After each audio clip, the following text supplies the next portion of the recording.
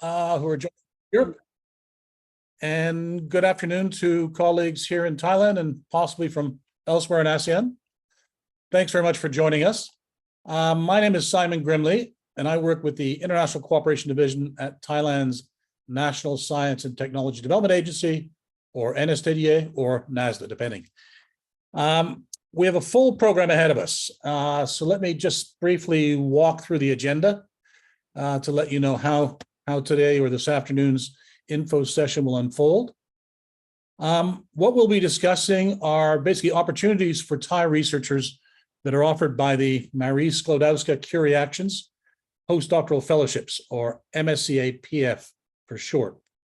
These are an excellent opportunity for Thai researchers to spend 1 or 2 years working in a lab in Europe, or alternatively to host a researcher at your lab here in Thailand.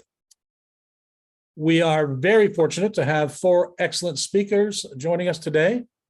First, we'll begin with a presentation by Mr. Xavier Acut Chicharo, who is the EU project manager at the Spanish Foundation for Science and Technology.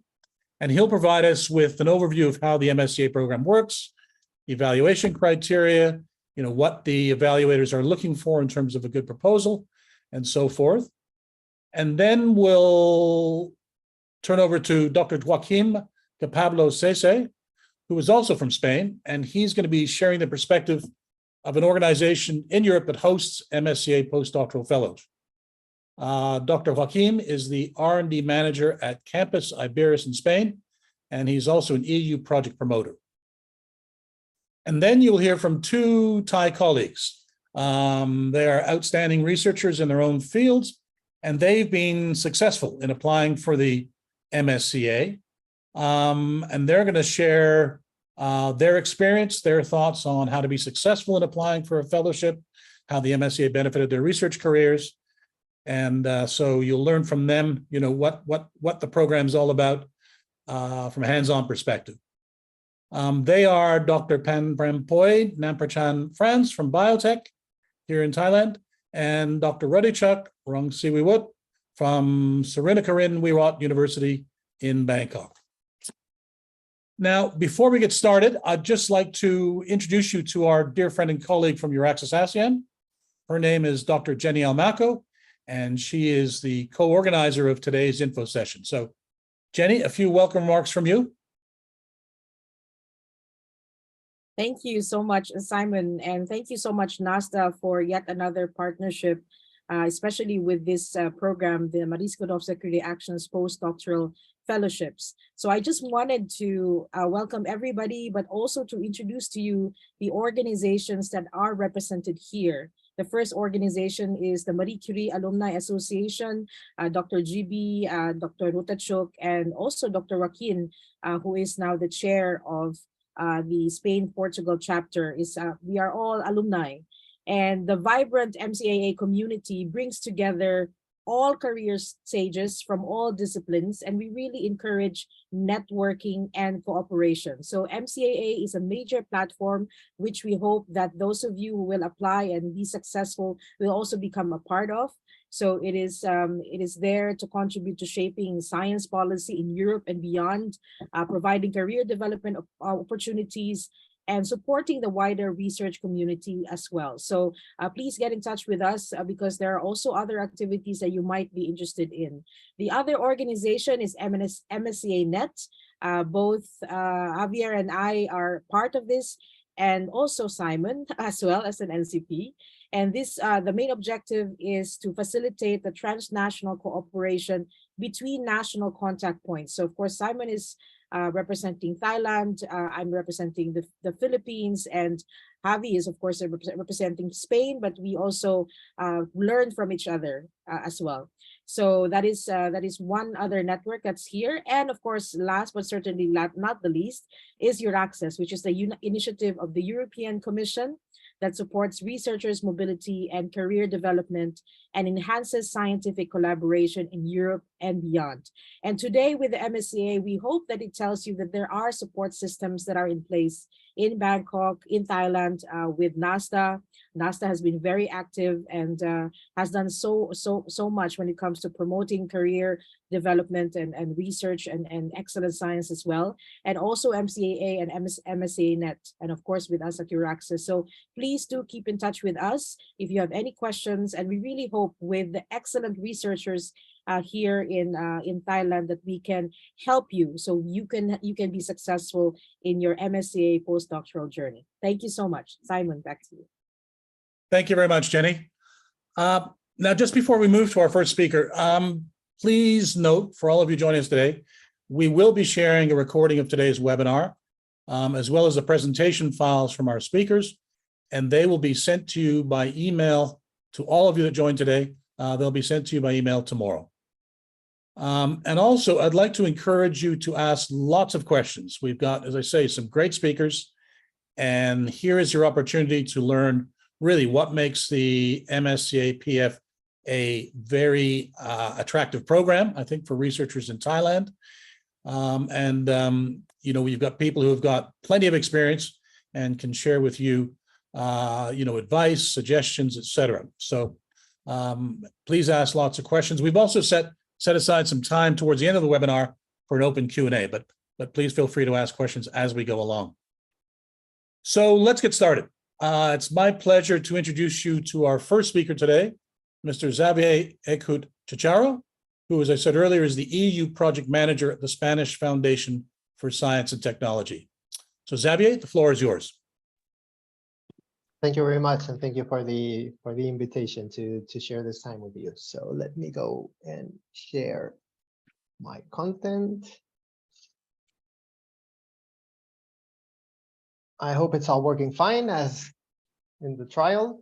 So I'm going to be wary about time because I know I have 20 minutes, and I'm also aware that my presentation is a bit on the longish side, but I'll probably go fast in some places where you can check afterwards, and you have all the information in the slides in order to devote time to what's really important. So just a quick mention to our team. I mean, I'm one of the NCPs for Skłodowska-Curie actions in Spain, together with my colleague Cristina, also in the foundation, and my other colleague Jesus is in another organization in a regional agency, Fundación Madrid Más D. So you can reach us through our common email, and as I said, it's all three of us who are participating there. But in regards to the actions themselves, the first thing that I would like to highlight, and this applies obviously to the postdoctoral fellowships, but it applies to all kinds of Marie Curie actions, is that you need to keep in mind a few key ideas when considering to participate in one of these actions. One of them is that obviously it's a very, let's say, it's a program with a very strong international dimension. That's pretty obvious. That's why we have these kinds of events. But also it puts a lot of focus on cross-sectoral and interdisciplinarity when it comes to the research and to the research activities.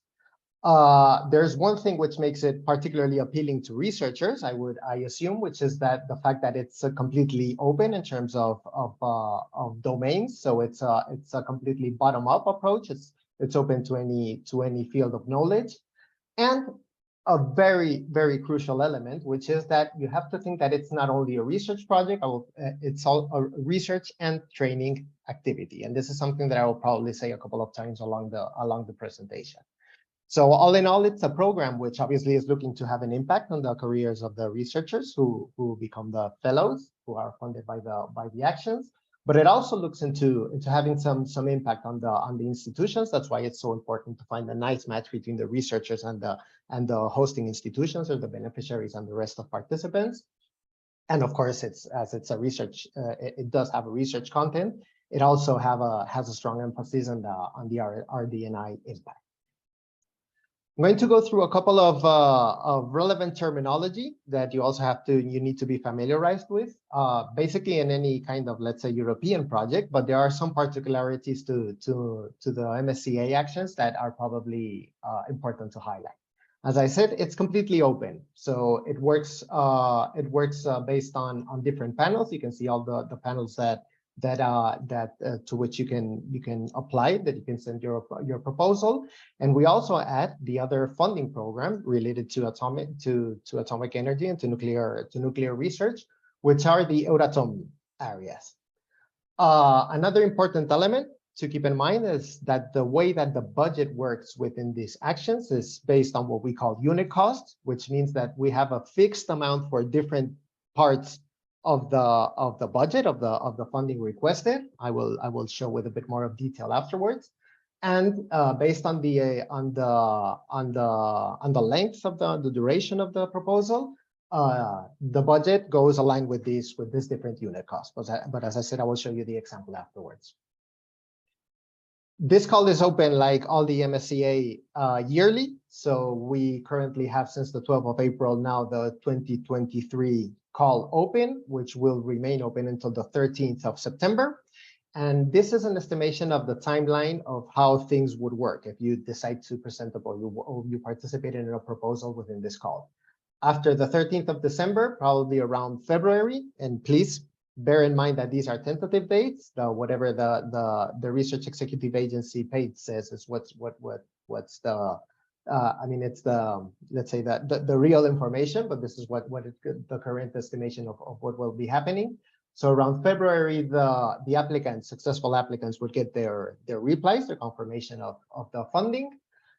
They have a couple of months to manage what is called the grant agreement, which is basically the agreement between the beneficiary and the European Commission in order to get the funding. And eventually, the projects are estimated to be starting somewhere between March 2024 and September 2025. And here I have those big, bold red letters on purpose, because I said there is no official information in terms of the starting dates of when each of the MSCA projects can start. But this is let's say a realistic estimation based on what has happened in the previous calls.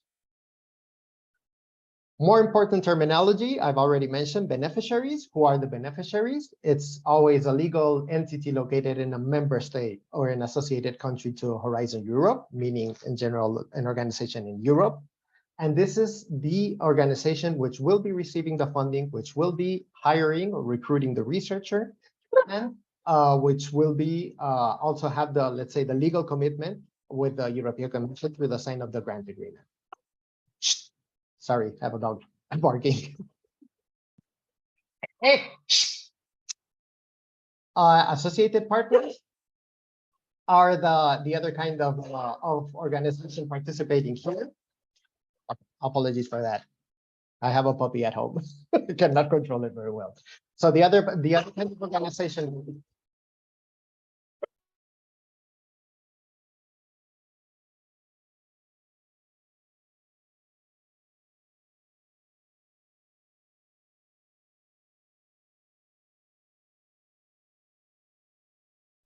I'm really sorry for that.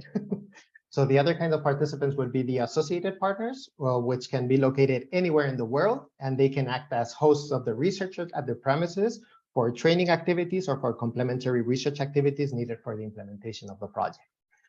These associated partners do not sign the grant agreement, and they do not receive the funding directly from the Commission, but they can get their costs covered by the beneficiary through funding agreements. And here I highlight, you see it already, that's where, let's say, the typical, this would be the play field of organizations from Thailand participating in these actions.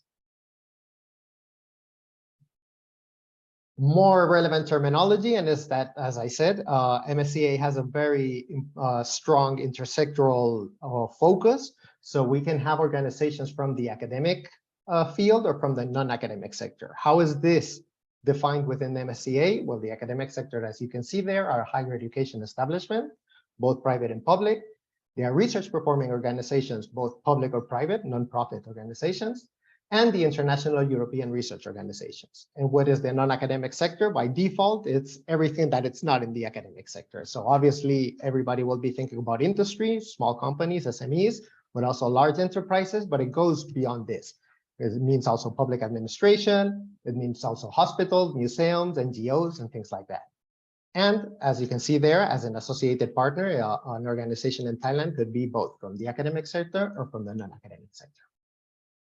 And what do we have under the postdoctoral fellowships? Basically, two models that I will go into a bit more of detail in a minute. So you have the European postdoctoral fellowships, which are for being implemented within Europe with a duration of 12 to 24 months and the possibility of having a non-academic placement, an additional maximum of 6 months, which is not mandatory, and the global postdoctoral fellowships, which are a bit longer because they include in what we call an outgoing phase, which would take place outside of Europe, and an obligatory, a mandatory return phase into Europe of 12 months, plus the possibility of also having these non-academic placements.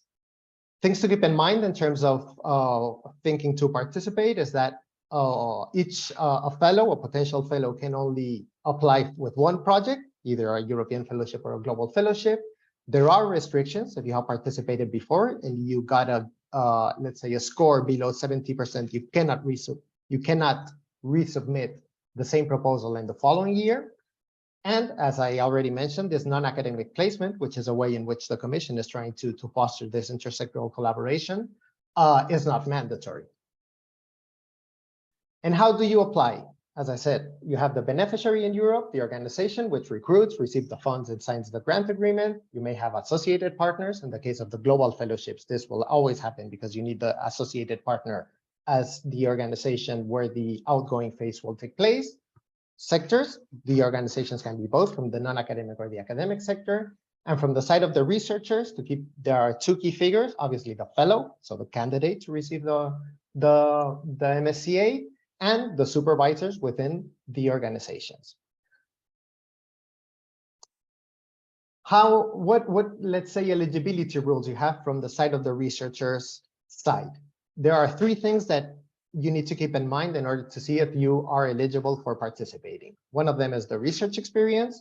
The other one would be the nationality, and then what we call the mobility rule, which is something that you need to meet when applying for a PF in a given place. And all of these criteria that I'm going to go now into detail should be met at the time of the call deadline, which, as I said, is the 13th of September of 2023. The first of them, as I said, is the experience. MSCA looks for postdoctoral researchers, but not with an extensive experience, so not really senior postdoctoral researchers. And this is applied by putting this rule of a maximum of 8 years of full-time experience as a researcher since the time of obtaining the PhD. And these 8 years, nevertheless, have some, let's say, exceptions that you can take into account for making this estimation of the 8-year experience. And it includes, you have there a detailed list, and in the maternal leave, it has 18 months per child born after the PhD granting, the paternal leave, which is the exact duration per child after the obtention of the PhD degree, and then a number of circumstances that can be taken into consideration as long as you have supporting documentation, which can be long-term sick leaves, career breaks, and so on.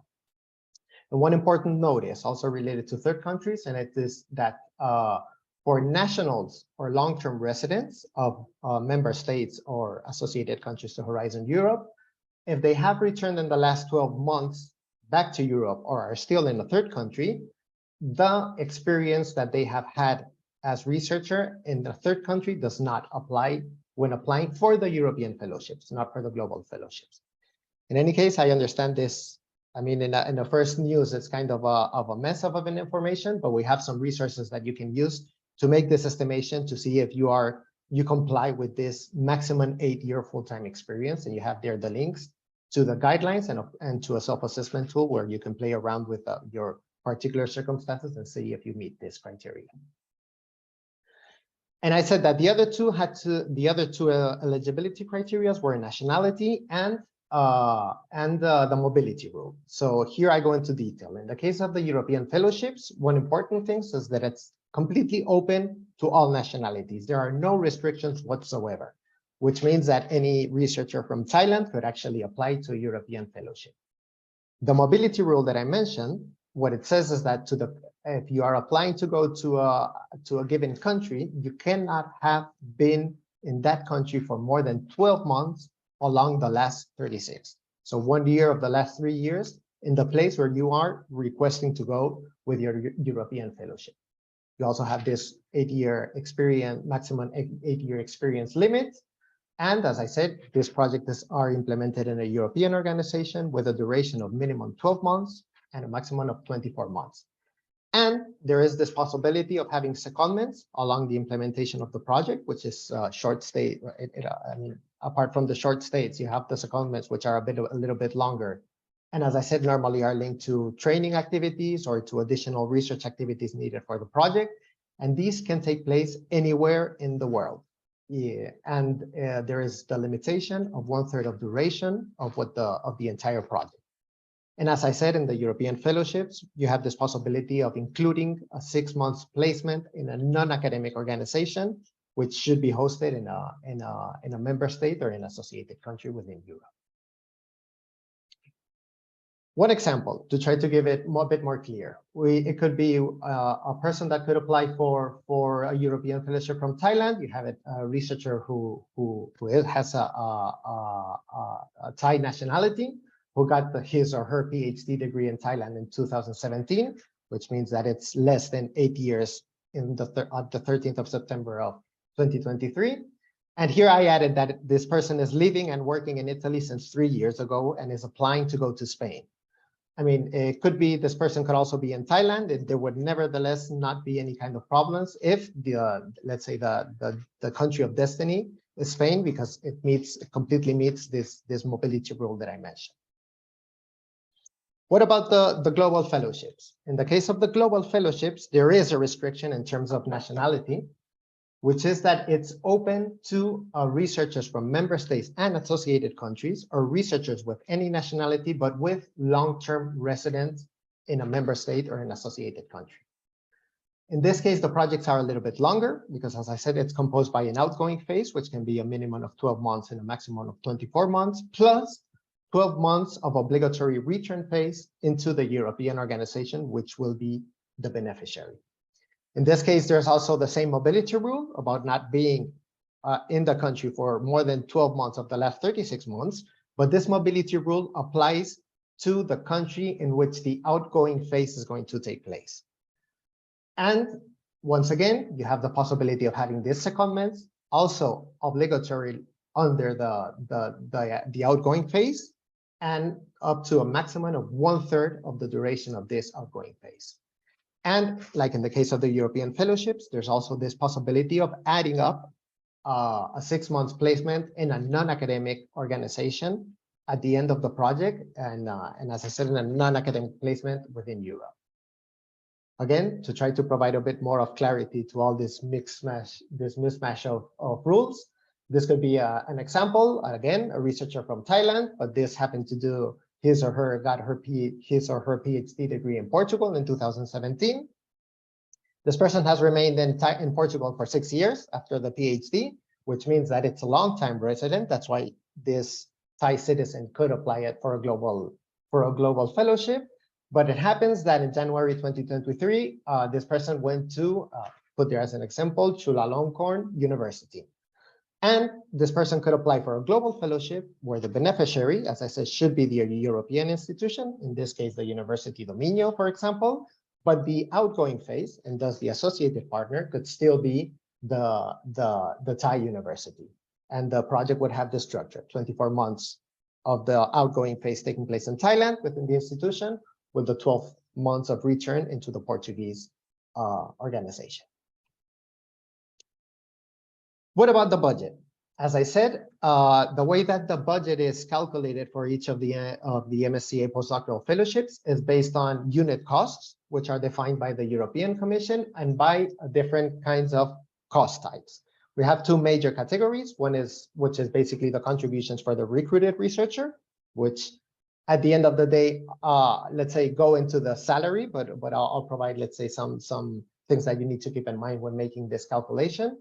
And then you have some institutional contributions, which are for covering research training and networking activities of the researchers, and any indirect cost that the institution hosting the researcher would need to cover his or her time there working under the MSCA. I mentioned there are 2 of the 3 new things which were added in Horizon Europe, which are the long-term allowance and the special needs allowance, which are categories that are not given by default, but only if the need arises. In the In the case of the long-term allowance, it's obvious. I mean, maybe for a sick leave or for whatever reasons the person needs to take a leave, a break in the project, then the beneficiary can request the commission to get this additional funding in order to cover this long-term leave. And the special needs allowance would be for researchers with any kind of special needs, as the cost unit identifies it. And it's in order for the beneficiary to cover any kind of expenses needed to adapt the working space, the lab, or whatever to the special needs of the candidate. But the traditional, and let's say the typical kind of funding that you would get would be definitely under the contribution for recruited researchers, the living allowance and mobility allowance. And in case of having any kind of family responsibilities, either children or elder people who could be at your responsibility, at your care, you would also get these amounts that you have there, as there in the example of the European Fellowship, but then the Global Fellowship is the same amounts. And these, as I said, would be the unit cost that you would have to multiply by the number of months that the action will have. One thing that you can see there is that there is what we call a country correction coefficient, which applies, which means that these are the unit costs, which are used as a reference, but depending on the country where you will be implementing the project, you need to make a correction, because this is done in order to let's say, match the level of the cost of life in that country and where you're going to be living. Here you have an example in the case of Spain, where you have to multiply this by 0.9113, and you have there the example. The unit cost, what that would mean in the case of implementing a project in Spain, multiplying by this 0.913. And in the case of 24 months project, this would be the budget that you would get for the total European Fellowship implemented in Spain for 2 years. You can check it out afterwards, as you will be receiving the slides. One important thing regarding especially the living allowance, which initially is what you would identify with the salary, and is that these costs are the salary, but also the salary costs. So this is not let's say, the net amount that you would be getting if you got a European Fellowship, but you would need to check with your beneficiary, with your hosting organization, all the things that they will need to pay as part of your salary cost.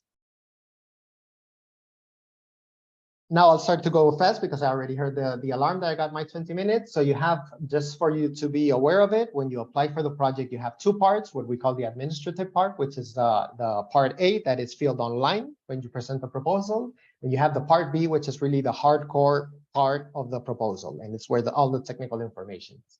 The most relevant part for the researcher probably is the B1, which is where you have the sections of excellence, impact, and implementation, and a limitation of 10 pages. So this is quite a challenge already to put all the information there. And it's one of the key things to be successful in MSCA. And then you have a part B where you put all the complementary information with the CV of the researcher, the institutional tables with everything, the infrastructures and so on, to put together all this puzzle of the proposal. The evaluation criteria, excellence weighs 50%, impact, the second section 30%, and implementation 20%. Nevertheless, I would highlight, and that's the key information you will get from any NCP, that in order to have a successful application, you basically need to score really high in all categories.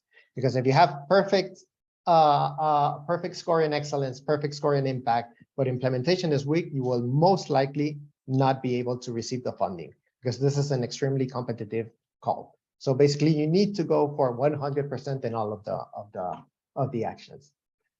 And then again, this is a lot of information, but you can check it out afterwards. But what you need to, the kind of information that you need to put into the site of excellence, well, it's obviously the research and innovation objectives, the soundness of the methodology, but you also have to relate to the supervision, training, the transfer of knowledge between the researcher and the organization, because this is a very important element. As I said, MSCA is also looking into influencing the institutions themselves, not only the researchers, the fellows. And also, this is the part where you have to include, let's say, all of the professional experience that the fellow will gain for implementing this MSCA PF. In the side of impact, it's on one hand, obviously, the outcomes of the research and innovation activities proposed in the activity, but it's also the impact on the career of the researcher, him or herself. And then quality and efficiency of the implementation. It has to do obviously on the structure, how you structure and how you plan to do your research and activity, but it's also about how it complements the knowledge of the fellow with the aim of the project and what the institution is going to bring in order to, as I said, to put together a perfect package in order to have a strong proposal. And a few tips related to all of this. As I said, and already mentioned at the beginning, it's not a research project only.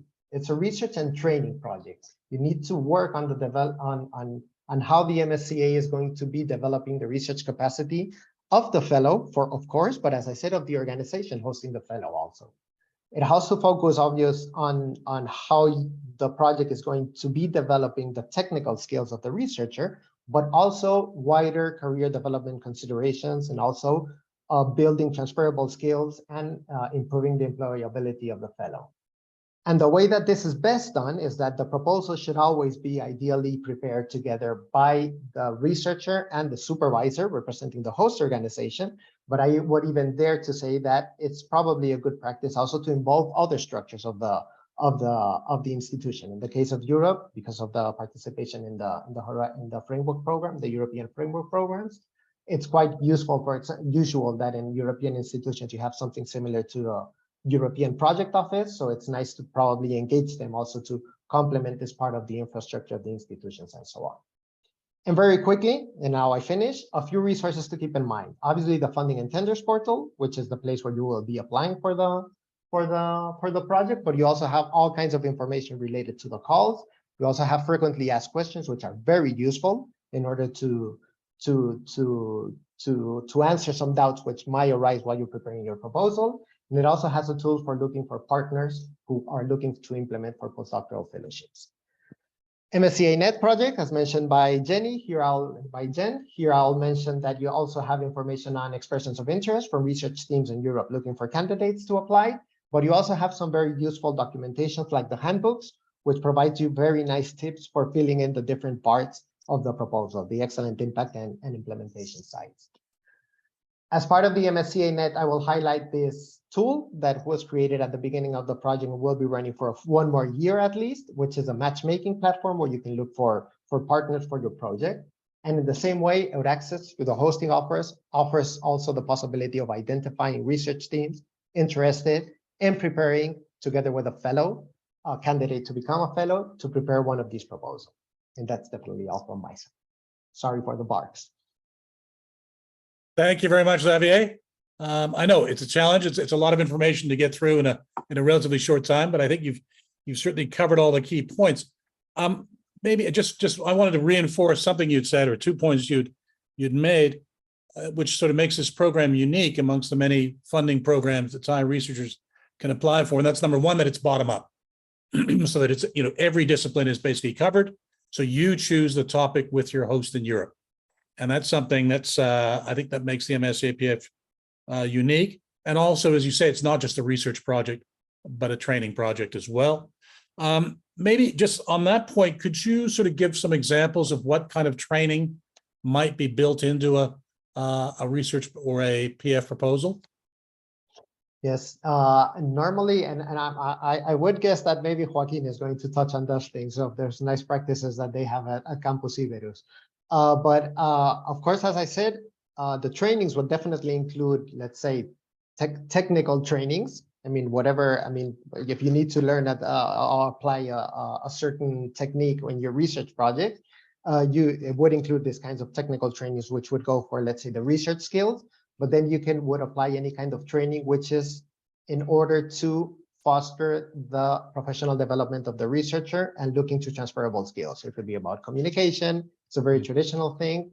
It could also be about these cross-cutting issues, which I didn't get into because I didn't have time, like open science, fundraising. I mean, all kinds of activities which are definitely used as part of the research career, but can be applied also in other fields.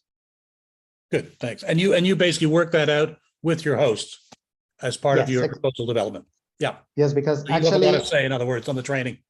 Exactly, because the institutions themselves, especially those who are really successful in MSCA, have actually sort of already put together their own training package, which they basically offer. So you have all the scientific information that you need, and then we have this horizontal training that are applied for the transferable skills for all of them. Okay. Another question, just about the non-academic placement. Could you just talk a little bit more about that? The kind of placements that a researcher might undertake. And also in the evaluation, you say it's not mandatory, but would that be looked upon very favorably in the evaluation? If you didn't have a non-academic placement, is that going to hurt your chances? The non-academic placement, if it's not present at all, Yeah. it will not influence the evaluation. I mean, the evaluators receive guidelines that the non-academic placement, it's very clear that it's not mandatory. And if it's not there, it's okay. It doesn't penalize the rest of the structure. If it's there, it's very important that it's aligned with the content of the project itself. And you could build, for example, a typical building upon, for example, the exploitation and dissemination of the research results. So if you have something which can be taken to market and the non-academic placement that you propose is aligned with that, it will fit very well, but it could also be related to whatever you have implemented and thinking in terms of employability in other sectors. Right. But as I said, the important thing is that if the placement is there, it has to make sense for the rest of the project. If you put a placement which doesn't meet or doesn't match very well, or the evaluators don't see that it matches very well with the rest of the proposals, that will be negative in the evaluation. Okay. Another question, if I can just, you mentioned about the opportunity to resubmit. We've had a couple of questions at NSTDA on that. And you mentioned if provided you scored higher than 70%, you can resubmit. What would be your advice to those that are looking to resubmit? I mean, the most obvious would be to pay a lot of attention to the evaluation summary report. It's a very, very useful tool. We know that I mean, they are short and I mean, they're one pager basically. So it's not a huge amount of information, but you have to think that 3 experts have looked into it. They have probably discussed with some other people in the table. They have to get to a consensus. So there's a lot of information there. So look at the ESR, identify where the weaknesses are identified and tackle those. Yeah, and thanks for sort of reinforcing that, but that I think all proposals receive this evaluation report, correct? Yeah. And it is, I mean, the ones I've seen, it's very clear that the evaluators have spent time, they've taken the proposal seriously. So it's important to address the issues that they raise in their evaluation. Jenny, do you have a question or two you'd like to ask at this point? Not at this point. Thank you so much. Okay. Excellent presentation. Thank you. Okay, and just one more thing before I forget. So the numbers you had there, the euro numbers, I just checked, €1 is now 38 baht. So just in terms of converting those numbers. Maybe now we move to the next speaker. So thanks again, Xavier. And we'll come back to you a bit later on in the program. Our next speaker is Dr. Joaquim Capablo Cese, also from Spain, and he's going to be sharing the perspective of an organization that hosts many MSCA Postdoctoral Fellows, as I understand it. And he is the R&D manager at Campus Iberis in Spain, and also an EU project promoter. So, Dr. Joaquim, over to you. Thank you very much. It's a pleasure to be here in this event. I will share with you my screen.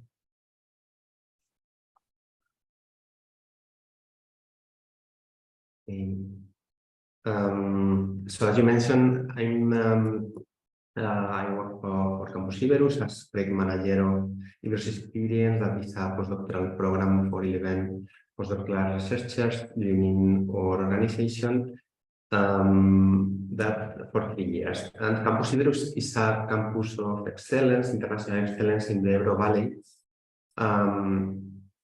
composed of 4 universities. So we have here another example, Jenny, as a networking and cooperative environment with University of Zaragoza, Public University of Navarra, University of Lleida, and University of La Rioja, finding synergies to do things better. Where are we? So this is the Spain map. So we are in the northeast part, in 4 regions, involving 4 regions in Spain. So Catalonia, Aragon, Navarra, and La Rioja. And we have 58,000 students, 3,200 PhD researchers, more than 300 of them international PhDs, and almost 500 research groups with some 6,300 teaching and research staff among the 4 universities.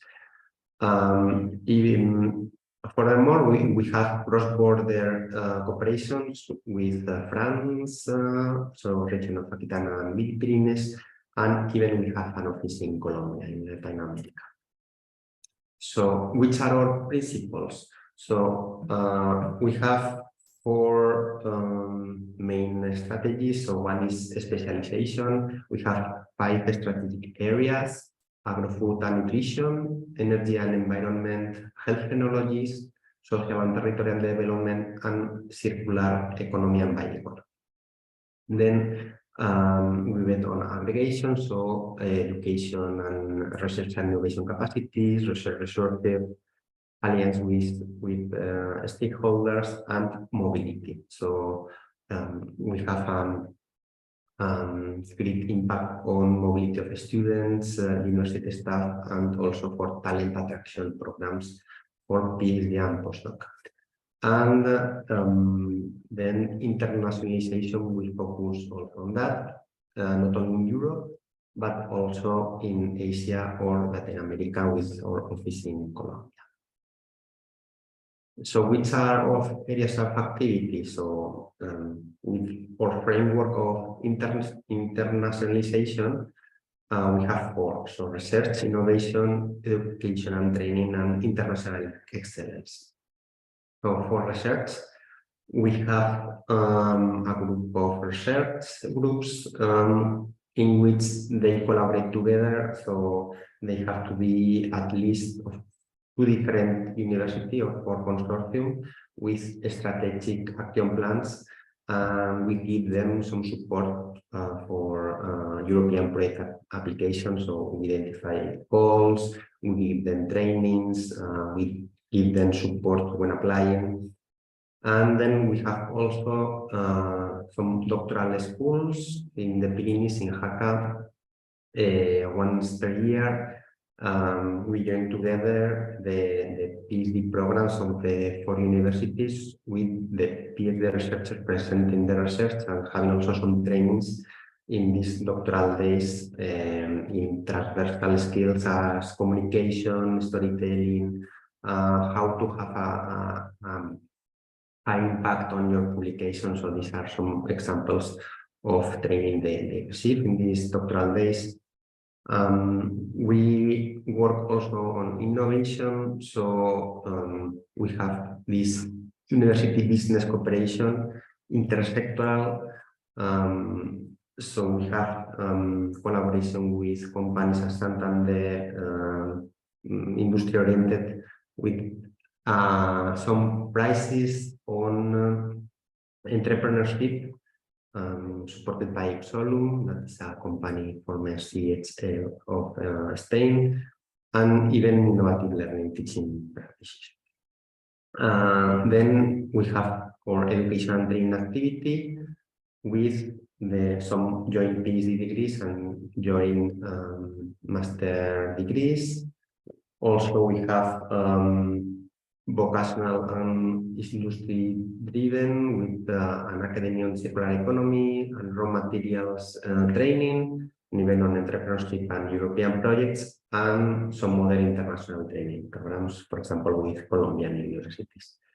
And then as international experience, we have nowadays 2 co-fund Marie Curie programs, one for pre-doc and one for postdoc. Iber's Talent is the PhD program, and Iber's Experience for postdoc is the one that I'm managing that. And even we coach the researchers of 4 universities for applying to grants of excellence as the European Researcher Coaching Grants, as starting grants, consolidator, proof of concept. So we give support to them.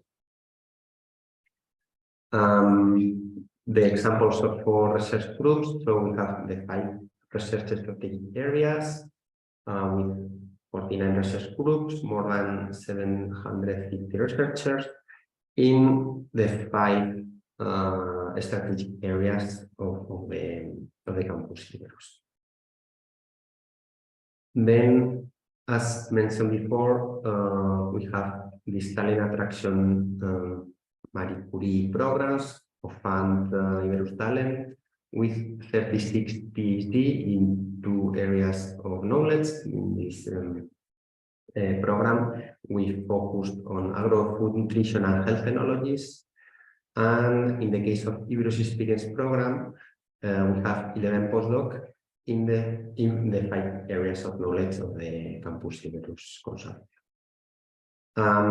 Here, it is important to mention that for this program, we have the Iberus Connect, that is a program of integration of the researchers. So we have the international offices of the universities helping and supporting the researchers coming to our region with the bureaucracy and with all this kind of tasks that they have to solve.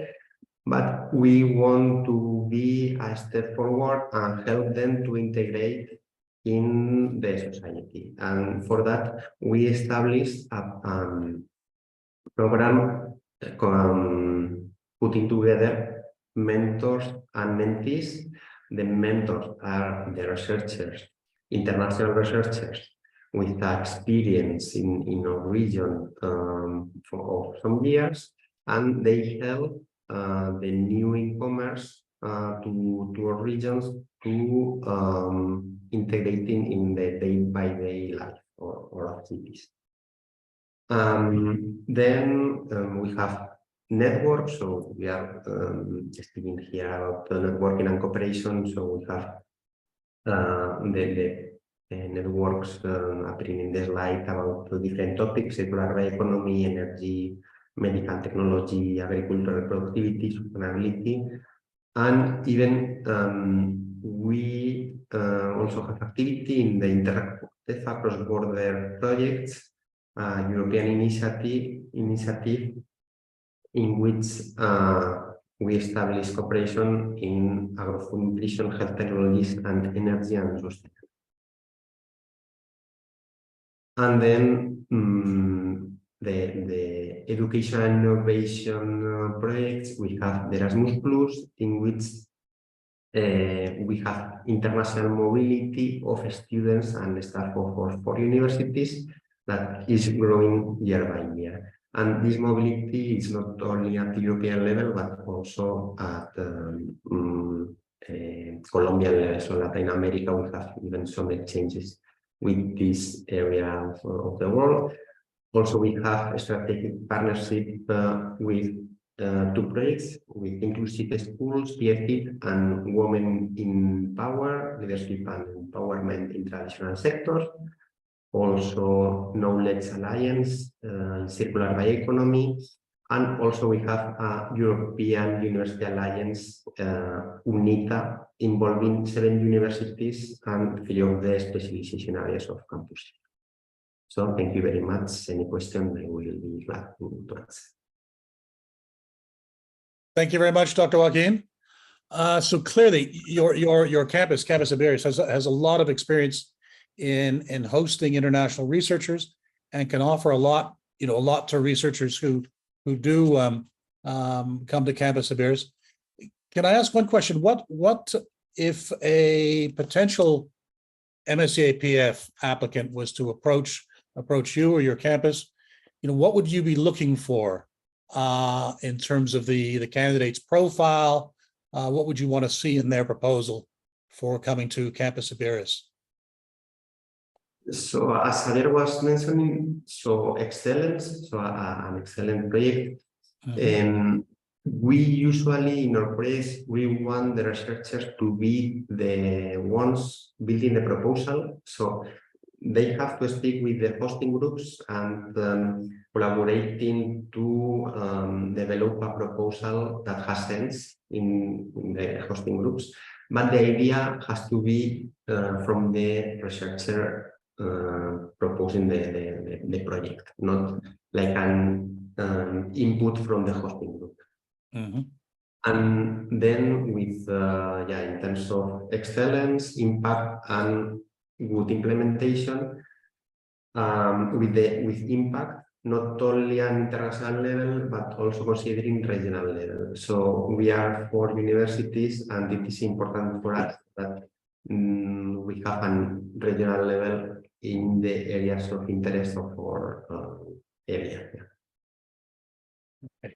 And I think if I understood you correctly, if there was a potential applicant from Thailand who had an interest in spending 1 or 2 years at campus affairs, your offices can help in the development of the proposal, correct? Yes. So we prepare, so for the case of diverse experience, we have several open days, let's say, to explain the program and even to put in contact possible hosting groups with possible researchers with possible interest in them in different areas. And also we are always helping them in order to be able to find the right person that can help, who can help them to propose or to build a successful proposal. Yeah. Thank you. One more question that's come up in the chat here. This is for you and for Xavier. What was the success rate of the last MSCA PF call? Overall success rate?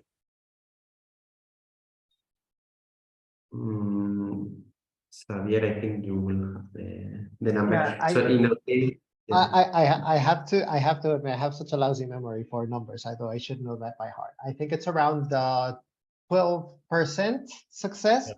And what I can tell you, because I actually checked that out after a query last week, is that the score for those who received funding in the first round was from 91.3 up. So those below 91.3 were directly in the reserve list. Okay. Yeah, and as for the exact numbers for Thailand, don't have those right now for this particular, for the PF call, but the MSCA are part of a much larger EU research program called Horizon Europe. And I can say in general, Thai researchers that apply to different elements of Horizon Europe, including the MSCA, they're generally close to the European average. There's not a big gap between the success of Thai researchers and those from colleagues applying in Europe. Okay, so thanks, Dr. Joaquin. Now let's hear from 2 Thai colleagues. These are outstanding Thai researchers who have been successful in applying for the MSCA in the past. So here we'll get some sort of firsthand experience, some advice, and so on. You know, what they found in terms of applying for the MSCA, what was challenging, what worked, but perhaps more importantly, why or how they benefited from the program and how this helped their research careers. So first, let's start with Dr. Pen Rempoy Namprachan France, or Dr. Jibby, as she's much better known. And she is joining us today from Institut Pasteur in Paris, I believe, where she is a researcher. And she's also a researcher at biotech here in Thailand. So Dr. Jibby, the floor is yours. Thank you, Simon. So here again, thank you for inviting me to share my experience on the MSCA Fellowship. So I will tell you my story, maybe how do I get from graduate to where I am right now. So I told this story many times, so if you heard it already, you probably know, but I'm here to answer the question too. So, okay, here, next slide, please. So I graduated from the US in 2011, and then I returned to biotech in 2011. Yes, and so I consider a newbie. In 2012, I participate or I attend the information session of the FP7. Then I learned about a lot of possibility to get funding from the EU, which MSCA is in one of them. But the main thing to have is we need to have a host institute. So at that time, I was just a newbie, so I have no idea. I graduated from the US. I have no connection in the European country. So I just put a pin on it and just say, okay, this is in the back of my mind, and to find a host institute to be able to get this funding. Then in 2013, there's a Euraxis Science Slam. I don't know if you know about the Science Slam. It's how you present science. It's the competition that you present your work, your science in a fun way. So I was a winner of the ASEAN Science Slam in 2013, and then I got to the prize that I get to go to Belgium to participate in the Raising Researcher Voice conference. And so I make a note, okay, now I get to go to Europe. So what do? I asked Euraxis if they can connect me to an institute that work on because I was working on a virus. And I'll tell you the detail about the Science Slam in a little bit. And then from then, I visited, maybe if you can show the next slide, there's a detail on the, yes, the Science Slam. So I actually rapped about my vaccine or the vaccine development for PDV. And then that's how I won the Science Slam ASEAN. And then, so I asked Euraxis, since I'm in Belgium, you know any lab that, of course they know, but if they can connect me with any virology lab. So they give me two choices, either go to Institut Pasteur in Paris or the University of Hamburg. So since Belgium and Paris is a bit closer, so I chose to go to Pasteur. And then once I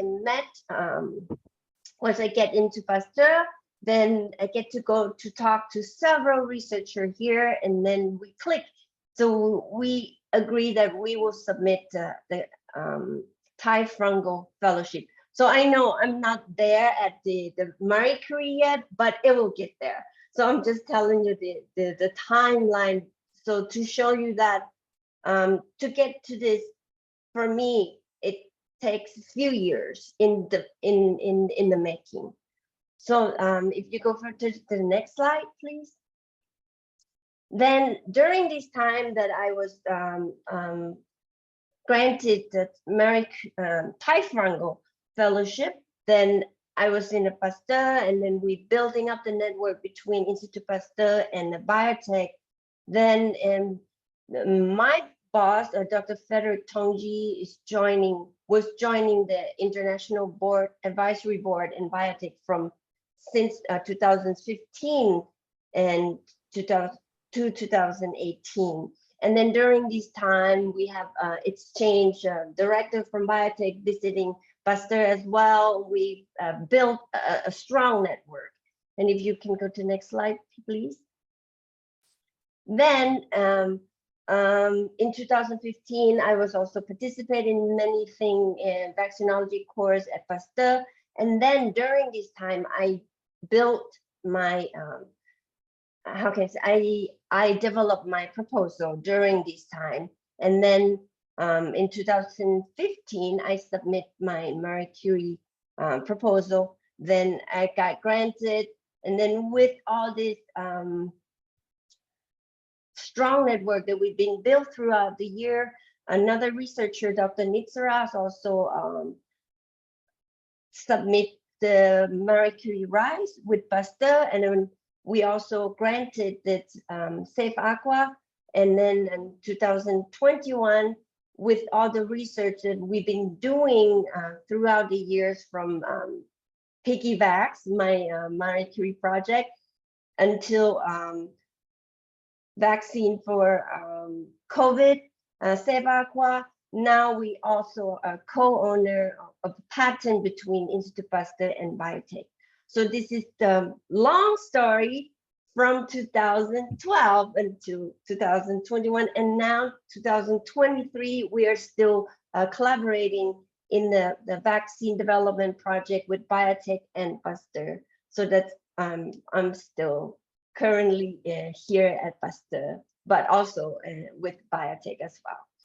So I don't know if this story will kind of spark something in all of you, but to me, I did not see my future very clear, but I just know that I just put a flag during along the way that first I know that we need a host institute.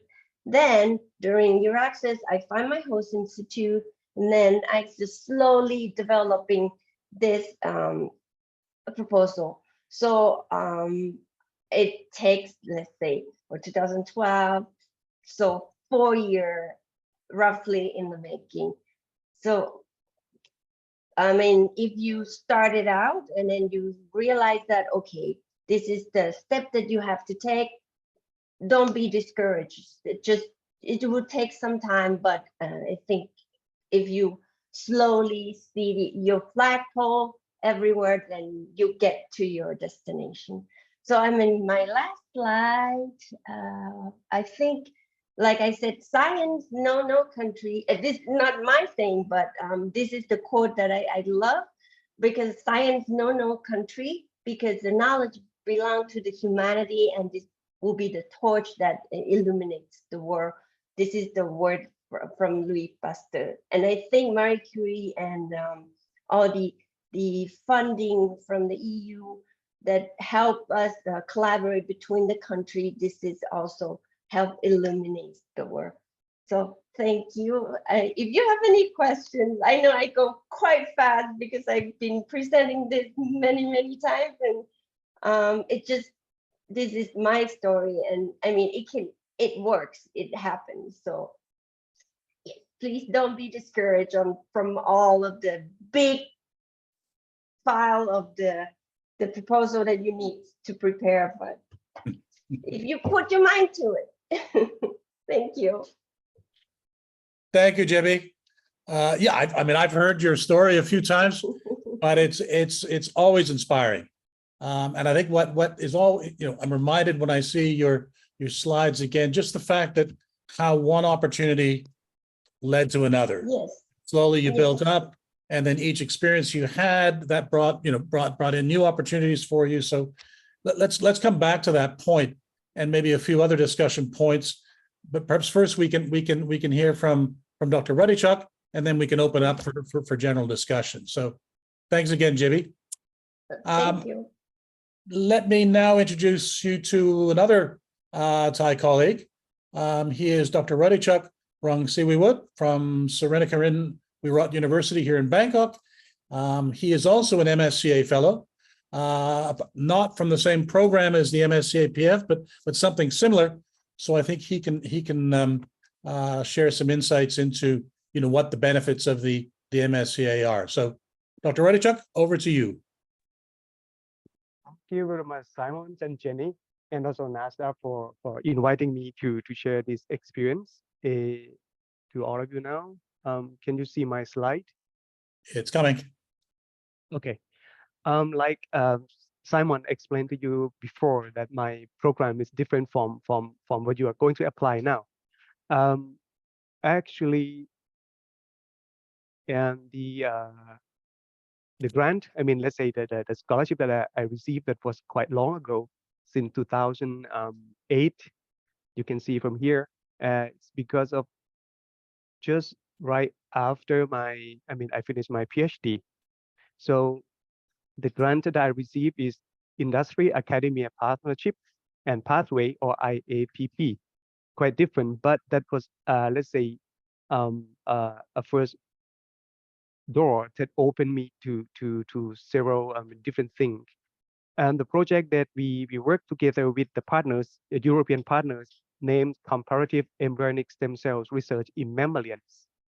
So this is information that I show you that what the name of the projects and the grant agreement numbers and the starting date and the end dates. So you can see that are 4 years projects, and we received some grants. But as what I would like to explain to you is a little bit about how we could get this grant. Because when I have done my PhD in Bangkok, but have a chance to go to Europe for doing my thesis experiment in Hungary. And just right a few months before I finished the experiment, and my supervisor asked me, what about trying to develop a proposal together, get the grant from European Union. So because of by that time, my professor, he also have a company. And so we can set up a team together with the university in Denmark, University of Copenhagen, and in Thailand.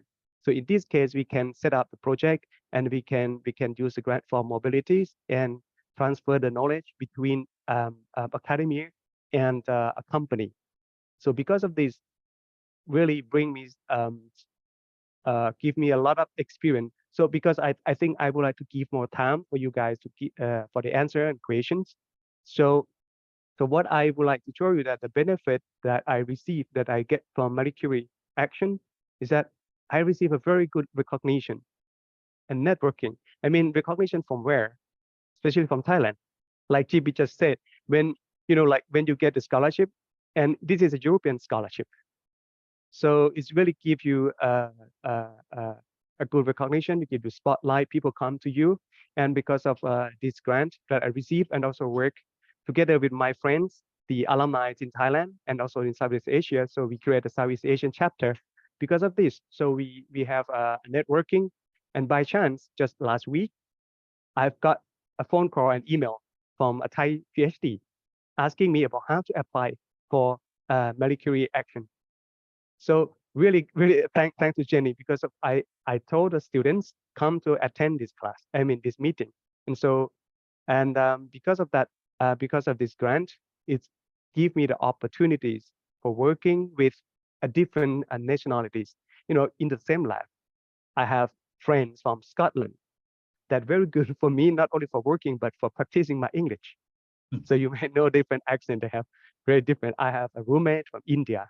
I have a roommate from Ethiopia. So that's very good, not only for working, but for learning about the culture. And also what I mentioned here is understanding myself. I think most of you, sometimes when you do a PhD, you get, how to say, a pressure. You really stress, sometimes you don't know what to do, but if you have a chance to go out of your lab, and you can learn what do you really like. And because of that, I really like to travel.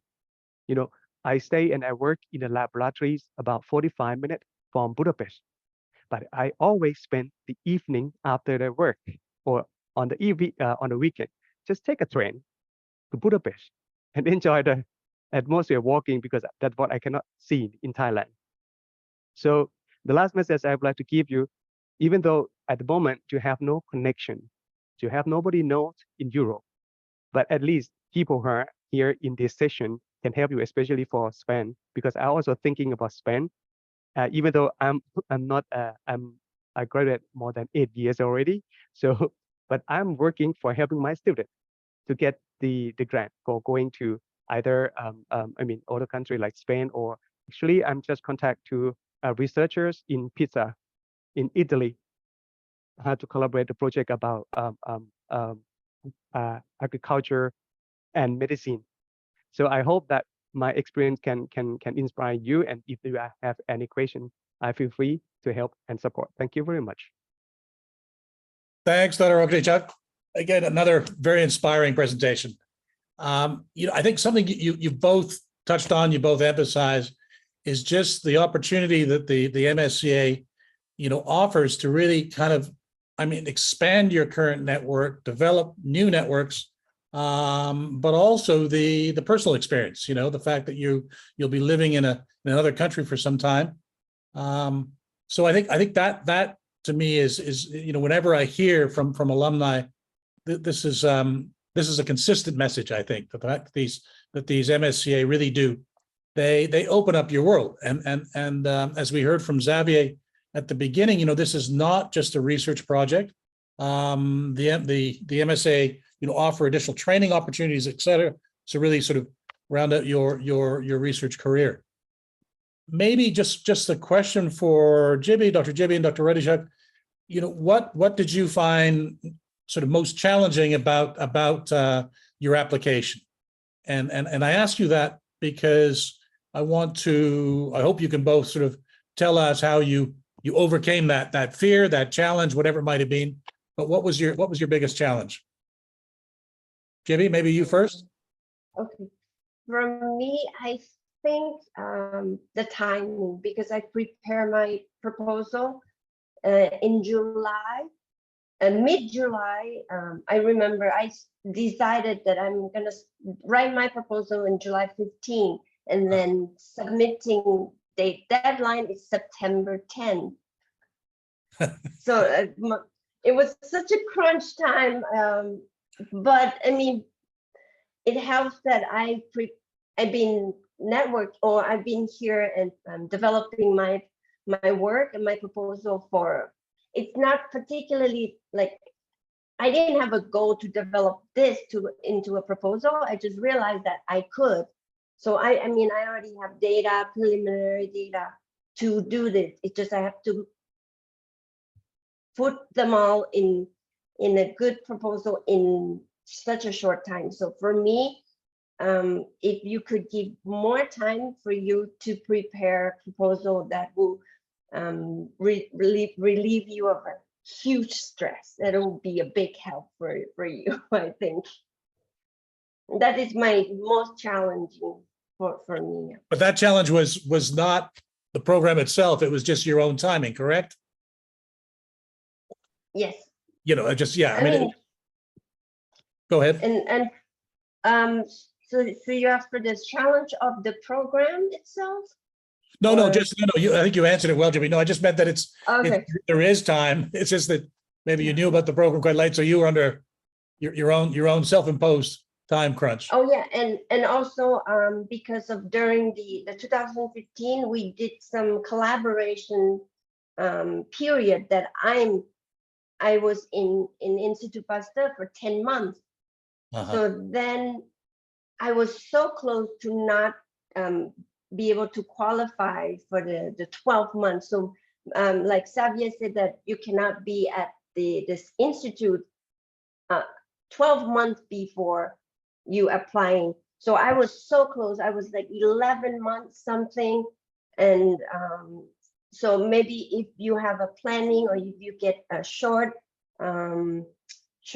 funding to come to the institute of your choice before you apply for Marie Curie, make sure that you have enough, make sure that you know the time period, that not being there for more than a year. So that's also the two difficult thing that I was struggling with. Yeah. Dr. Redichuk? Yes, for me, it's quite different from GP because I have quite a lot of time for preparing the proposal. But the challenge for me is the understanding about the call, about the proposal, how to prepare a proposal in English, for example, and especially this is the call from European country, which is quite different from Thai grant agency. Because I think most of the PhD students here in Thailand, they are familiar with thesis proposals, but once they go another step up a different level, to find a grant from Thai grant agency quite different from European grant agency. So we have to understand each requirement. Like if this grant need for mobility, what does the mobility mean? And how can we write a proposal that match with that words? And fortunately, I and my supervisor and other partners in Denmark, so we work together. And what I don't understand, I ask them, and how can I put into the proposal? And that was my, for me, it was challenging for me to apply for this grant.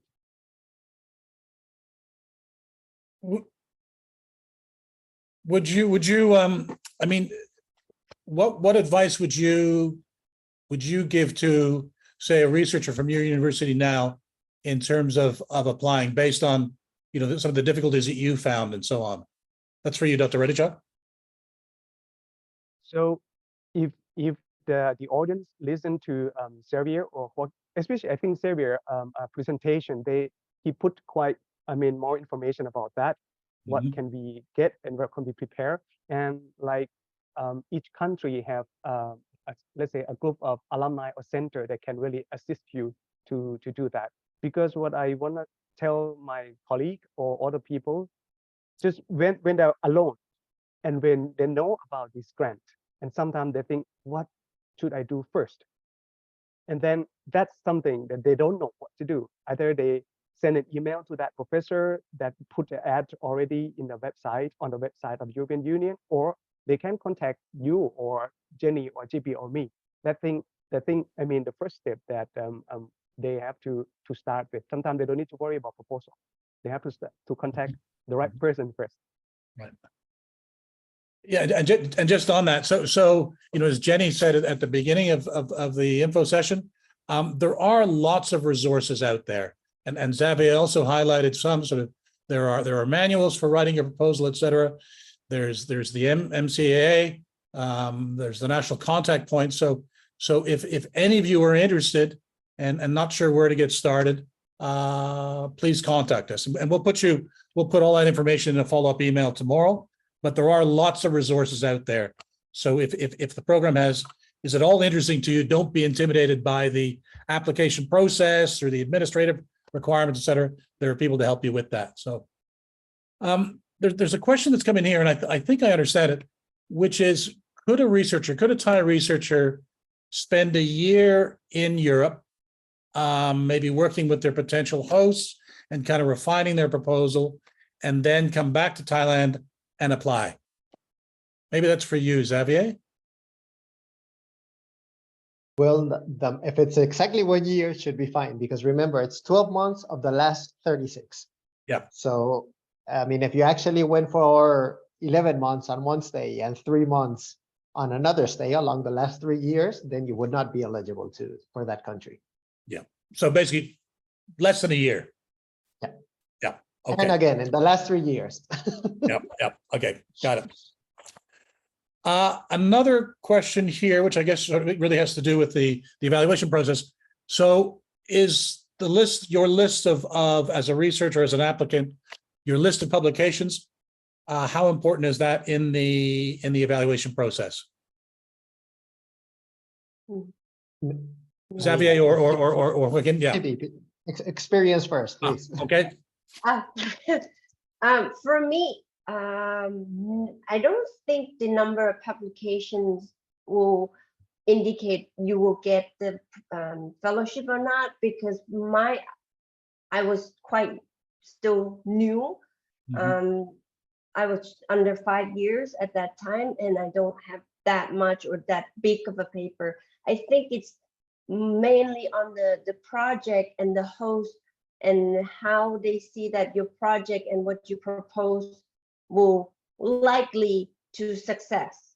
I think that's more important than the number of publications, I think. Sorry, I interrupt, Xavier. I support GP's answer, because when I've got this grant, I have no publication. By that time, I haven't get any international publication yet. And obviously, just to confirm what both of my co-speakers have said, and it's true. Actually, rather recently, I was speaking with a Spanish fellow who's going for a global fellowship to Argentina, and that's one of the things that she highlighted. Basically, any national call in Spain, probably the CV has more weight than in Marie Curie. So in Marie Curie, and linking with the timing limitation that Chibi was mentioning, I think that the timing goes hand by the fact that, remember that, the core of your application, the scientific and technical information, is 10 pages. And there you basically need to explain your research project, why you're the right person to do it, why the institution is the right place to implement it, and how that is going to help you further advance in your career. So I mean, and that has to go all in the 10 pages. And obviously, thinking how to put that information and so on, some time is needed to do that. So that's where the challenge lies. Okay. Another question here in the chat. Just I'm in my 8th year after finishing my PhD. Am I still eligible to apply? Xavier, that's a eligibility question. So yes, I guess I mean, remember that it goes on the exact date. So if on the 13th of September you have 8 years and 1 day, you're not eligible. If you have 8 years of experience exactly on the 13th of September, you are eligible. And as I said, then you have all of those other considerations that I mentioned. If you had any kind of if you had child, you were a parent since you got your PhD degree, you can discount some time. If you went to national service because it applies in your country and so on, you need documentation, but there are some exceptions. so. You have to work back from the deadline date. That's when you measure. Yeah. Maybe we're starting to run a little over time here, which is unfortunate, but maybe before we wrap up, Jenny, there are some other events coming up, MSCA related, which might be useful to today's participants. So would you like to just to run through those? Yes, absolutely. So I just wanted to tell the participants here, if you are looking for a host, we will be having a 2 days really to find your perfect match. So to meet your host institutions for the MSCA postdoc. So you can see here a lot of countries who are excited to host you in their institutions. So the first one would be Monday, June 5, and then there's another one, June 6. So you can see all of the countries here. Let me make that a bigger screen. Right. So just and we will also be sending that through NASTA in a post-event session. The other thing as well, very quickly, is if you still want to have some tips and tricks, Joaquin and Javier already said a lot of things, and of course GB and Ruta Chuk, and of course we thank all of them. But just in case you still need a little bit more, we have another session. But this one just on the tips and tricks, so not anymore on the particulars, but just to get you going. That's on Friday, May 19. So we will also send this information to you through NASTA. Thank you, Simon. Thanks, Jenny. Yeah. So as I said, we'll be sending you all a follow-up email tomorrow. All these links and resources will be in that email for you, as well as the presentations from today and a recording of today. Unfortunately, I think we're running a little over time here, so we'll have to wrap things up. But thank you, Jibby. Thank you, Ready Chuck, for, as always, inspiring talks. And I hope lots of researchers out there, well, you've shown them that it can be done and that it's a valuable experience and that the experience lasts a long time. That you're continuing to benefit from the fellowship that you both did, a few years ago. So. And I'd also like to thank Joaquin and Xavier for giving us their insights, their suggestions on the program, and again, what the benefits are. So please join me in thanking our 4 speakers. And I'd like to thank you all, the participants, for joining us today. As I say, if you have any questions, relating to today's webinar, anything related to the MSCA, please let us know, and we'd be very happy to support you. So Jenny and I are both here, and we hope to see on the 13th of September many applications coming in from Thai researchers. So with that, good afternoon to you all. Thank you again. Thank you all very much. Thank you, Simon. Thank you, Nasta. Thank you. Thank you so much. Thank you. ขอบคุณค่ะ สวัสดีค่ะ Thank you. Thank you.